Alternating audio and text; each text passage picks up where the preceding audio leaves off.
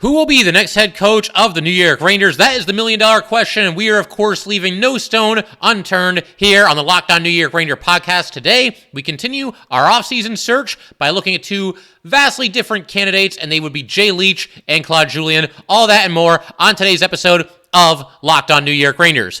Welcome back, Blue Shirts fans, to episode number 832 of the Locked On New York Rangers podcast. I'm your host, John Chick. Just want to thank you guys, as always, for making Locked On New York Rangers your first listen every day. We are free and available on all platforms, including YouTube, and we are, of course, part of the Locked On Podcast Network, your team every day. And today's episode of Locked On New York Rangers is brought to you by Gametime. Download the Gametime app, create an account, and use code LOCKEDONNHL for $20 off your first purchase. And yeah, no time to waste here. Once again, we're trying to leave no stone unturned and try to look at every single potential candidate that could possibly end up coaching this New York Ranger team for next season and hopefully for many years to come after that, because they need some stability there as far as who the head coach is going to be for this franchise. They've been anything but as far as, the coaching position has been concerned over the last couple of years here. But yeah, we can go ahead, turn our attention to somebody that's gotten a lot of buzz recently. I think a lot of Ranger fans are excited about him, and he's somebody that I feel like if he wants a head coaching job, he's probably going to be able to get one as soon as this offseason, even though he's never been a head coach before in this league. And I have, of course, talking about Seattle Kraken assistant coach, 43-year-old Jay Leach. Now, Leach, of course, if he was to be hired, would be one of the younger coaches in the NHL, and similar to Andrew Burnett, who we discussed in a recent episode, we're, again, looking for in every direction to find the next head coach of the New York Rangers. With Burnett, one thing that he has going on in his favor is that he is young enough that he can still relate to today's players. And he's 49 years old. Jay Leach, 6 years younger than that. He's just 43. It was only 10 years ago that Leach himself was actually an active defenseman in professional hockey. He was playing with the Albany Devils of the AHL, retired as a player back in 2013, only played 70 career games in the NHL with 1 goal and 2 assists in that time. For full context here, though, drafted in the 5th round by the Coyotes in 1998, played for the Bruins, Lightning, Devils, Canadiens, Sharks, and the Devils again. So 6 different tenures across only 70 games, which is interesting. But as far as his coaching career is concerned, he pretty much got into it right as soon as his playing days were over. He became an assistant coach with Adler Mannheim of the Deutsche Eishockey Liga.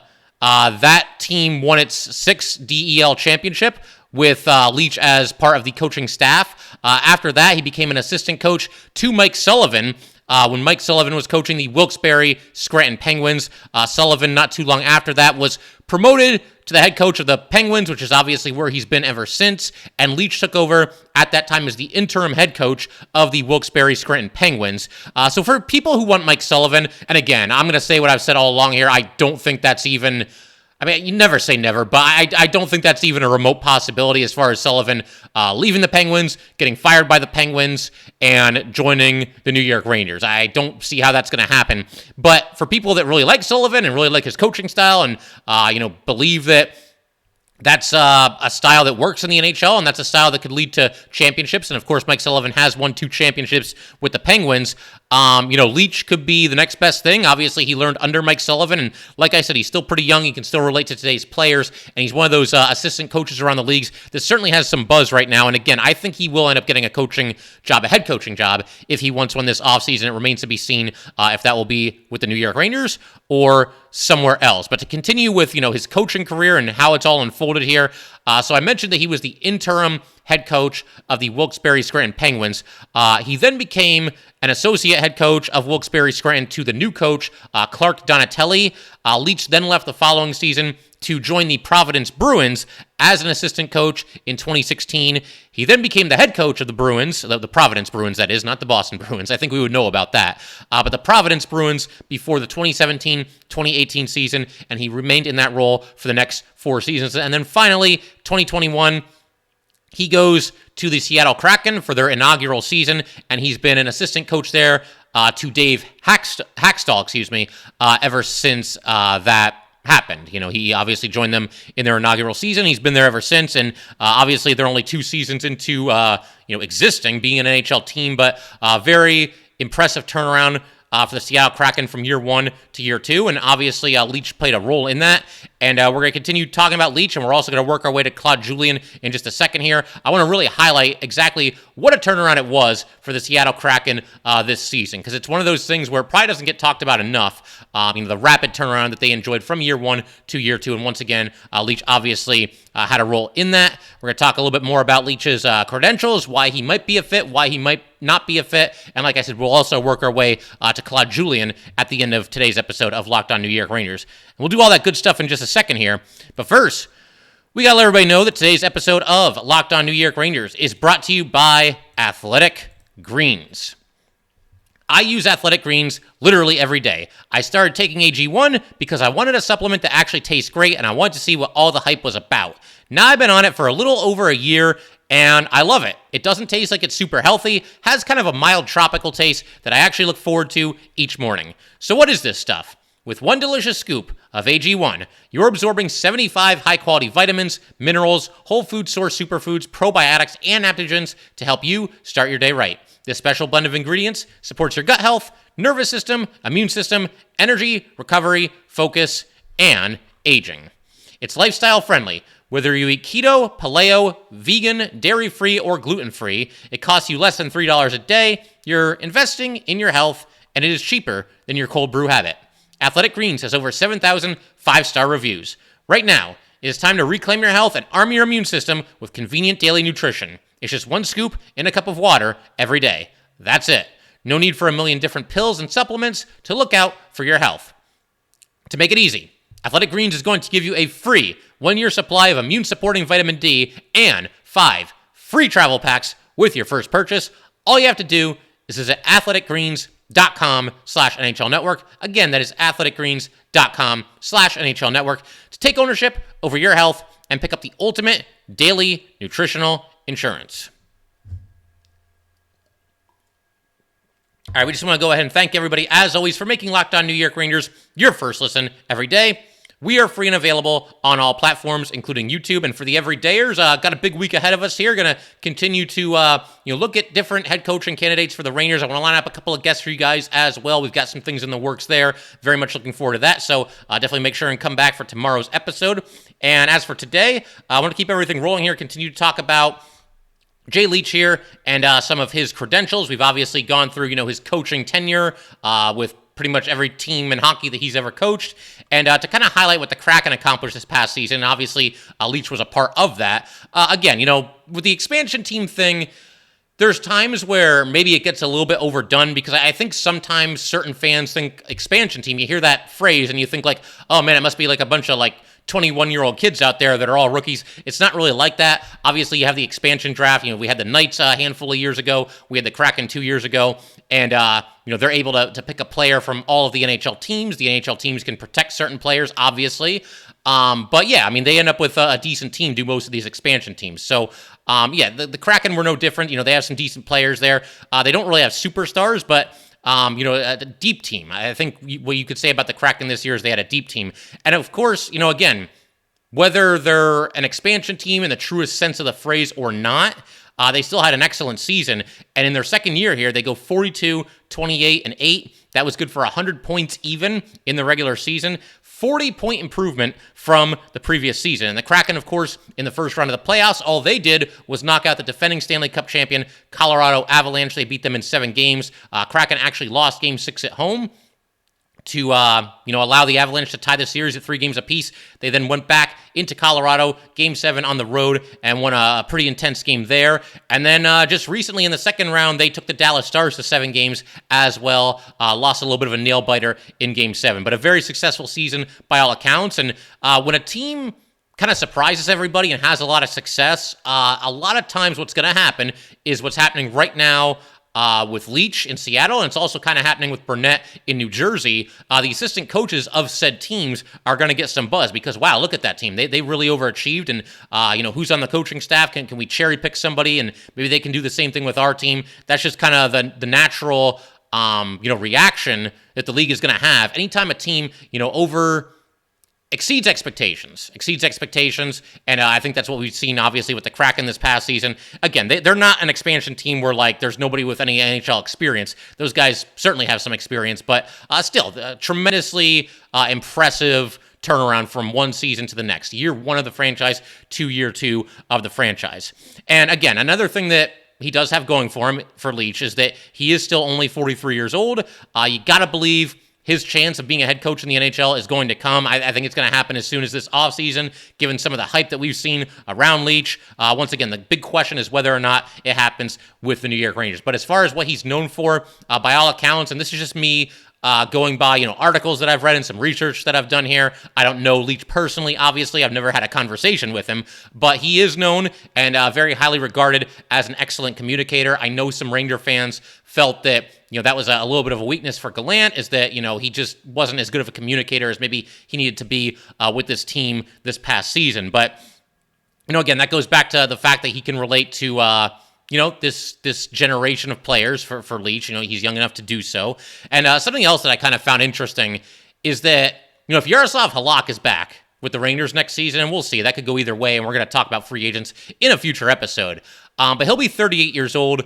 Leach right now is only 43. I don't know if he'll be 44 at the start of next season, but bottom line, Leach would only be 5 or 6 years older than one of the players on his team. So that's just kind of an interesting fun fact for you there. But, again, from what I can gather, and this is just going by different articles and what different people have said about Leach, it sounds like, he really takes the time to build a personal relationship with all of his players, and his players love him for it. So, again, if you like the idea of a fresh coach, somebody that's not part of what we call the NHL coaching carousel, you want the Rangers to go out there and instead of hiring a retread coach, you want them to go out and try to find the next John Cooper, the next Jared Bednar, whoever it might be. These coaches that kind of came out of nowhere and obviously had a lot of success with their teams, and you don't want them to just go, the ultimate safe route and pick somebody like Laviolette or, Babcock. Babcock's not really a safe choice. That could certainly go either way. But like a Boudreau, you'd rather see them buck that trend and go with somebody that's never been a coach in this league, or at least not a head coach. I think Jay Leach is somebody that you probably will like. And again, as far as, Sullivan, he learned under Sullivan. And I know there are Ranger fans that want to see Sullivan come to this team, but again, I just don't see it happening. I would be surprised at all, even if the Penguins were planning on getting rid of Sullivan, firing him, parting ways with him, mutual parting, however you want to call it.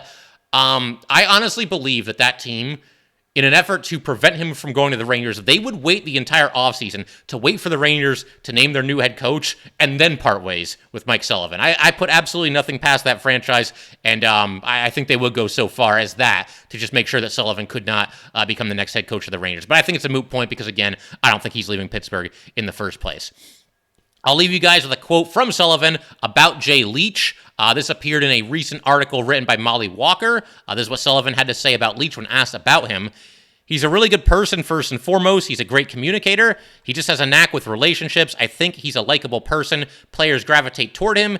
He's a good leader. He's been in leadership roles when he was playing in the American League, and so he brought all of that to the coaching aspect of what he's doing now. When I got a chance to work right next to him in Wilkes-Barre, I was really impressed, but not surprised with his work ethic. He rolls his sleeves up. He works hard at being a good coach. He brings a certain humility to the job every day that I think is so important for all of us.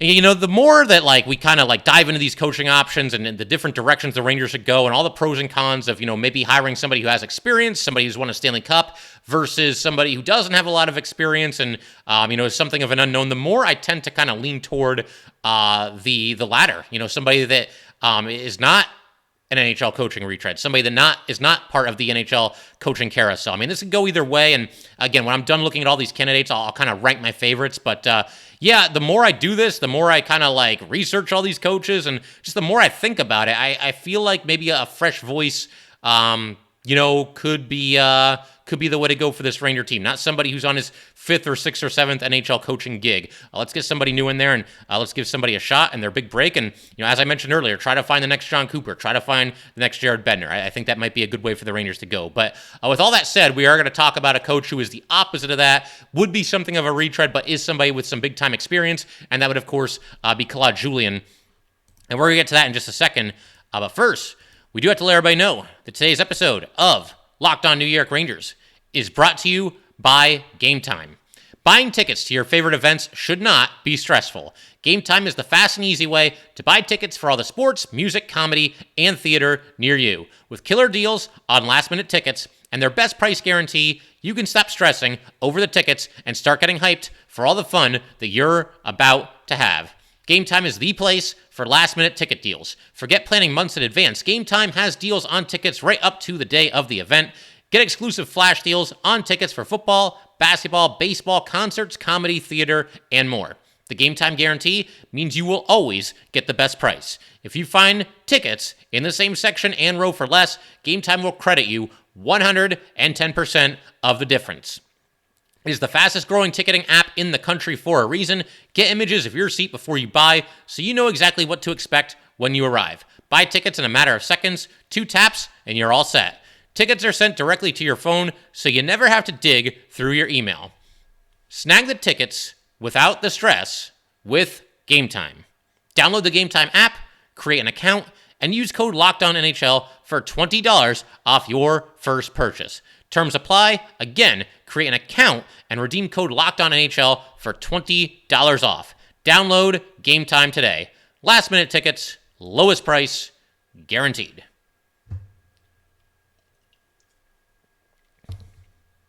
All right, so we're going to go ahead, keep everything rolling here, and go to what I consider basically the opposite of a Jay Leach, or somebody in the vein of a Jay Leach, and that would be the well-traveled, plenty experienced 63-year-old Claude Julien.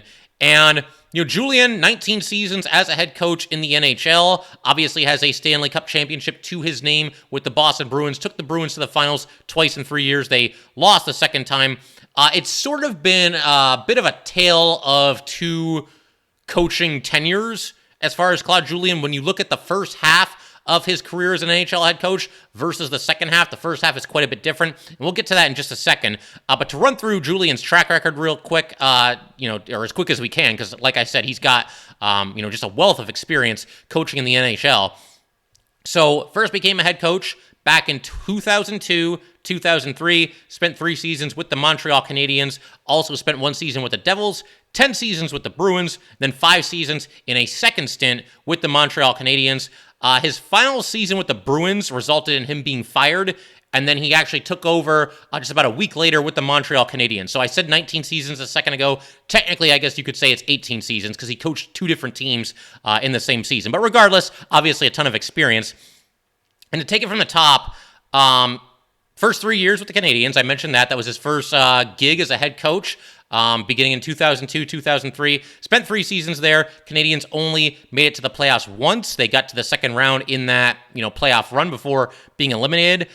He then spent 1 season with the New Jersey Devils, and this was just a bizarre 1-year tenure for Claude Julien because he did a great job. He coached the first 79 games of the 82-game regular season. The Devils that season had a record of 49, 24, and 9, and then he was fired with 3 games remaining in the regular season. Why was he fired? Well, Lou Lamoriello. That's basically the reason.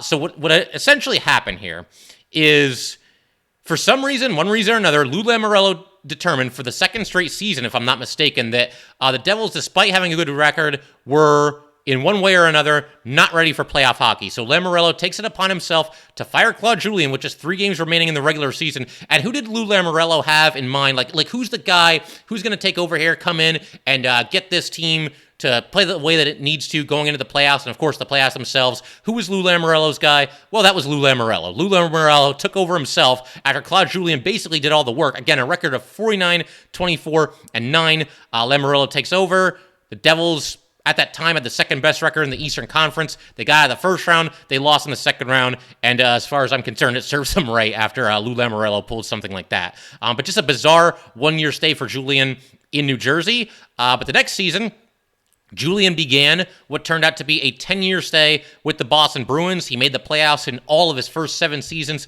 with the Bruins. They won the Stanley Cup in his 4th season there. They defeated the Vancouver Canucks in 7 games to win the Cup, including Game 7 on the road. They then lost in the finals 2 years later to the Chicago Blackhawks in 6 games.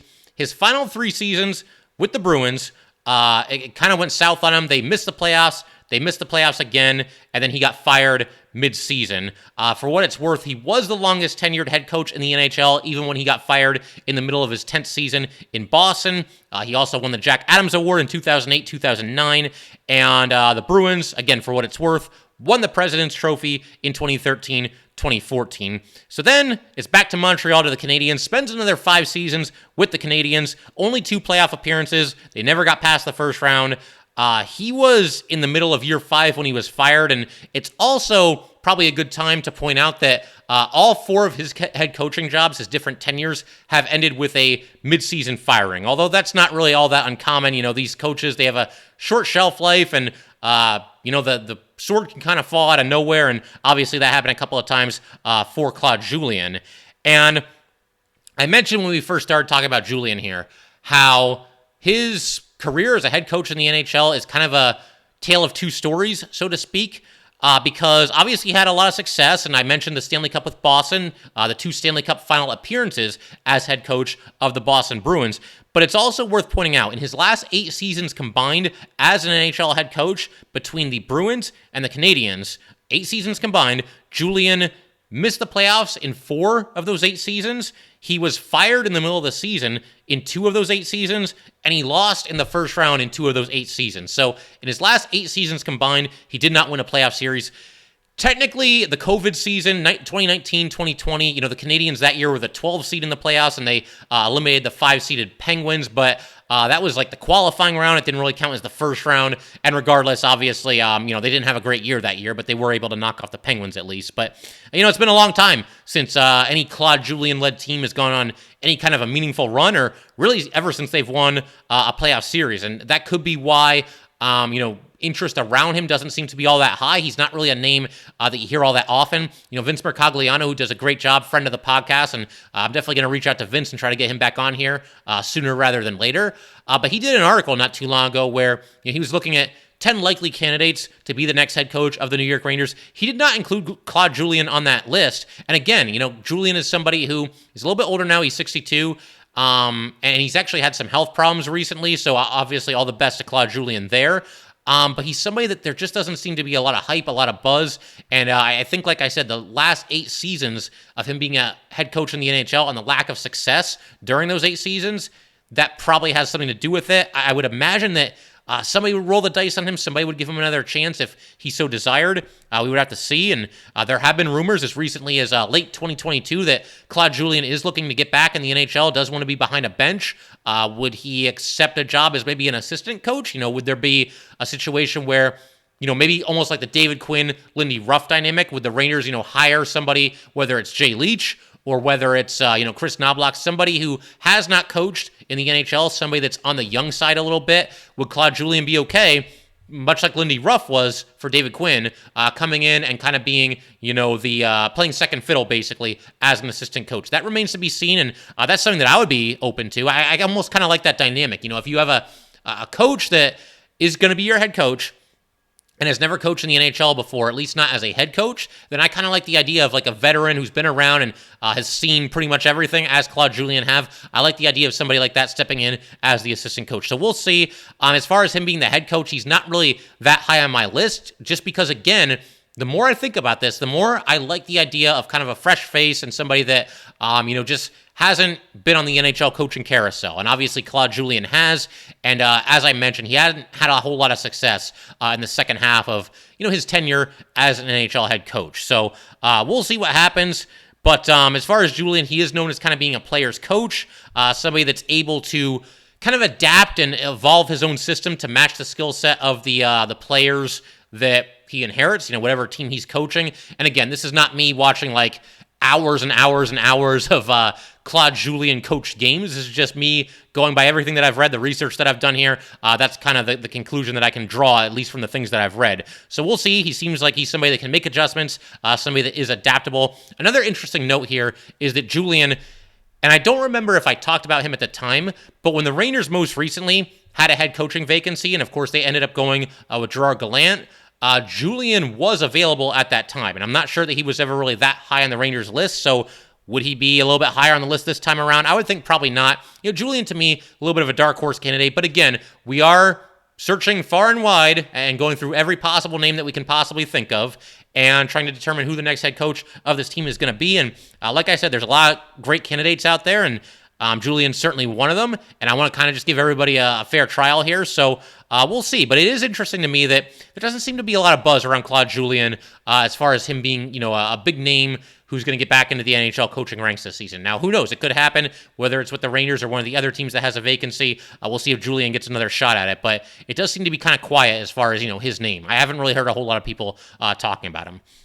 That'll pretty much do it for today, though, guys. Like I said, we're going to continue doing this, talking about different NHL head coaching candidates, guys that could take over for the New York Rangers, guys that have been there and done that as far as, being coaches in the AHL. We'll also look at some assistant coaches as we've been doing, some guys from the AHL. Like I said, we will leave no stone unturned as it pertains to, finding the next head coach of the New York Rangers. The only other piece of news here, and I saw this right before I hit record, is that Jim Ramsay, who started with the Rangers back in 1994 and has spent 29 seasons with the organization, he will not be back in his role as the head athletic trainer of the New York Rangers. And that's very surprising, first of all. I thought him and Benoit Allaire were basically both kind of untouchable, and Ramsay has been there for significantly longer than even Benoit Allaire has. To me, this seems unnecessary. It kind of seems completely out of left field if the Rangers just decided that they didn't want him there anymore, because the Rangers, over the years, and certainly this past year, they tend to stay pretty healthy. I mean, every team is going to have to deal with injuries from time to time, but think about the Rangers this past season. They really were not affected by injuries that much, and I've got some stats to back that up. You had 7 players on the New York Rangers play in all 82 games this season. That would be Panarin, Mika, Fox, Trocheck, Kakko, Goodrow, and Trouba. All 7 of those players played in all 82 games. You had another 2 players in Jimmy Vesey and Alexis Lafreniere. They both played 81 games, but they would have played 82 if not for the fact that each of them was a healthy scratch on one occasion. So you had 9 guys that were healthy enough to play all 82 games for the Rangers this past season. You also had Braden Schneider, 81 games, Chris Kreider with 79 games, Keandre Miller with 79 games, and now that I'm thinking about it, Miller, the 3 games he missed were because he was suspended. It wasn't even due to injury. So Miller's another one that could have played all 82 games this past season. Philip Hedl missed a handful of games. He ended up playing in 74 with the Rangers. And Ryan Lindgren missed some time as well. Ended up playing in 63 games. But this season, injuries never became a problem for this team. Not really. They were certainly healthy going into the playoffs. And over the years, can you guys think of a season where the Rangers just got wrecked by injuries and the season fell apart because of it? No. I can't think of any. Maybe you can, but just kind of bizarre that they would fire him. And obviously, look, with injuries, there's always some luck involved. When Matt Zuccarello takes a puck off the side of his helmet and is unavailable for the rest of that playoff run, that's just a freaky, fluky thing that happened. Jim Ramsay has nothing to do with that, but for the most part, I think Jim Ramsay has done a really nice job, kept this team healthy over the years, and I can't really make a whole lot of sense out of this. However it's being framed, they're not retaining him, they're firing him, a mutual parting, whatever it might be. I'm kind of waiting to see the whole story, and if there's more, layers to this, then certainly we'll discuss that in a future episode of Locked On New York Rangers. But yeah, a little bit disappointed to see the Rangers not bring him back for this upcoming season. But that will do it for today, guys. Once again, if you'd like to get in touch with this podcast, please send an email to lockedonnyrangers@gmail.com. Once again, that is lockedonnyrangers@gmail.com, and definitely give us a follow on Twitter as well, at @LO_NY_Rangers. Once again, that is at @LO_NY_Rangers, and definitely subscribe to Locked On New York Rangers YouTube channel. Thanks again, guys. I'll see you next time.